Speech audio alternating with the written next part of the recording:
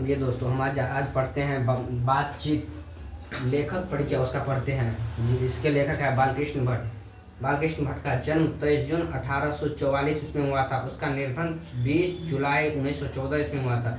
उसका जन्म स्थान इलाहाबाद जिला के उत्तर प्रदेश राज्य में हुआ था। उसके माता एवं पिता माता पार्वती देवी एवं पिता बेनी प्रसाद भट्ट जी थे। पिता एक व्यापारी थे और माता एक सुसंस्कृत महिला, जिन्होंने बालकृष्ण भट्ट के मन में अध्ययन को रुचि एवं लालसा जगाई। बालकृष्ण भट्ट के माता जी ने उन्हें अध्ययन की लालसा जताई। ये ऑब्जेक्टिव के लिए मस्ट VVI क्वेश्चन है। शिक्षा प्रारंभ में संस्कृत का अध्ययन 1867 ईस्वी में प्रयाग के मिशन स्कूल से एंट्रांस की परीक्षा दी। वृत्ति 1869 से 1875 तक प्रयाग के मिशन स्कूल में अध्यापन। 1885 में प्रयाग के CAV स्कूल में संस्कृत का अध्यापन। 1888 में प्रयाग के कायस्थ पाठशाला इंटर कॉलेज में अध्यापक नियुक्त, किंतु उग्र स्वभाव के कारण नौकरी छोड़नी पड़ी और उसके बाद से लेखन कार्य में पर ही निर्भर रहे। पर उसको जो है नौकरी हुआ था, मतलब सरकारी गवर्नमेंट में अध्यापक हुआ था, अध्यापक बने हुए थे, जो कायस्थ पाठशाला के इंटर कॉलेज में अध्यापक के लिए नियुक्त हुआ था, किंतु उग्र स्वभाव के कारण, मतलब थोड़ा पारिवारिक प्रॉब्लम था, उसके कारण वो सरकारी नौकरी छोड़ दिया। और लेखक जो लिखता है कविता कहानी सब, उसमें उसका रुचि लगा, वो लिखने लगा। विशेष परिस्थिति पिता के निर्धन उपरांत पैतृक व्यापार संभालने के नाम पर गृह कलह का सामना करा। उनके पिता का जो मृत्यु हो गया था, उसके बाद उसके परिवार, मतलब घर परिवार में, मतलब पैसा के दिक्कत कारण, मतलब लड़ाई झगड़ा जो बोलते हैं, वो लड़ाई झगड़ा के साथ थोड़ा दिक्कत हुआ और पैतृक घर छोड़कर ये घोर आर्थिक संकट से जूझते हुए हिम्मत से काम लिया और साहित्य के प्रति समर्पित हुए। और पिता के मरने के बाद वो घर छोड़कर मतलब दूसरे जगह चले गए और इस संकट की स्थिति में भी वो हिम्मत से काम लिया और साहित्य के प्रति, मतलब लेखन प्रति जो है उसका रुचि लगा। रचनात्मक सक्रियता भारतेंदु हरिश्चंद्र की प्रेरणा से हिंदी वार्धनी सभा प्रयाग की ओर से 1877 में हिंदी प्रदीप नामक मासिक पत्रिका निकाला। यानी कि 1877 ईस्वी में हिंदी प्रदीप नामक मासिक पत्रिका, मतलब पत्र निकाला, प्रारंभ किया। इसे वे 33 वर्षों तक चलाते रहे। इसमें नियमित रूप से सामाजिक, साहित्यिक, नैतिक, राजनीतिक विषयों पर ये निबंध लिखते रहे। 1881 वेदों की नियुक्तिपूर्ण समीक्षा की। 1881 में वेदों की युक्तिपूर्ण समीक्षा किए। 1886 में लाल श्रीनिवास दास के संयोगिता स्वयंवर की कठोर आलोचना की। जीवन के अंतिम दिनों में हिंदी शब्दकोश के संपादन के लिए श्याम सुंदर दास द्वारा काशी आमंत्रित, किंतु अच्छा व्यवहार न होने पर यह अलग ही हो गए। रचना यानी कि लिखे क्या उपन्यास में लिखे।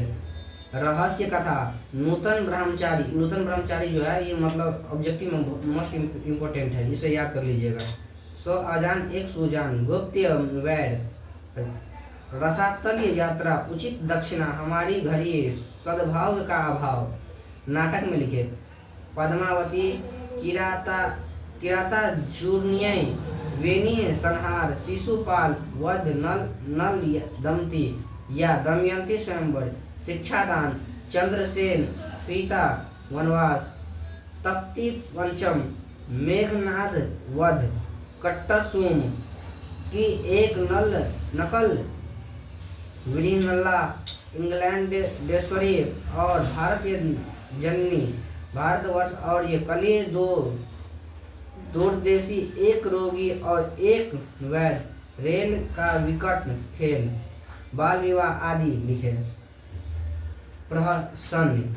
प्रहसन्य, जैसा काम वैसा परिणाम, नई रोशनी, विष आचार, विडम्बनी आदि लिखे। नेक्स्ट निकालते हैं निबंध।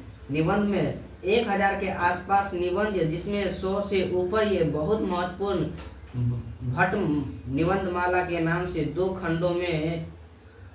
खंडों में एक संग्रह प्रकाशित, यानी कि 2 खंडों में लिखे, जिसमें से एक खंड जो प्रसिद्ध है। बालकृष्ण भट्ट आधुनिक हिंदी गद्य के आदि निर्माताओं उन्यानक रचनाओं में से एक हैं। आधुनिक हिंदी के गद्यकार निर्माताओं में से सबसे प्रसिद्ध है। वे भारतेंदु युग के प्रमुख साहित्यकारों में से एक हैं। वे हिंदी के प्रारंभिक युग के प्रमुख और महान पत्रकारीय, निबंधकारीय तथा हिंदी को आधुनिक आलोचना के परिवर्तकों को अग्रणी हैं। आधुनिक युग का जो है आलोचना के परिवर्तक हैं। भारतेंदु युग के 2-3 प्रमुख साहित्यकारों में एक हैं। बालकृष्ण भट्ट गद्यकार थे। भट्ट जी ने निबंध हिंदी प्रदीप में पूरे अधूरे अनेक उपन्यास लिखे, नाटक और प्रहसन लिखे। कलात्मक निबंध भी उन्होंने इतने लिखे कि उनकी संख्या सैकड़ों में है। आचार्य रामचंद्र शुक्ल ने निबंधकार्य के रूप में उन्हें अंग्रेजी साहित्य के एडिशन और स्टील की श्रेणी में रखा। आचार्य रामचंद्र शुक्ल ने निबंधकार के रूप में उन्हें अंग्रेजी साहित्य के अंग्रेजी जो है साहित्य के एडिशन और स्टील से उसकी तुलना किया। बालकृष्ण भट्ट की तुलना एडिशन और स्टील से की है। अब इसका कुछ ऑब्जेक्टिव है, मोस्ट इम्पोर्टेंट, उसे हम देख लेते हैं। किसने बालकृष्ण भट्ट को तीक्ष्ण बुद्धि वाला कहा है? राम विलास शर्मा जो है बालकृष्ण भट्ट को तीक्ष्ण बुद्धि वाला कहा है। आधुनिक हिंदी आलोचना का जन्मदाता किसे कहा जाता है और किसने कहा? बालकृष्ण भट्ट और राम विलास शर्मा। धर्म और दर्शन को सामाजिक विकास की कसौटी पर कसकर बालकृष्ण भट्ट ने प्रगतिशील आलोचना की नींव डाली।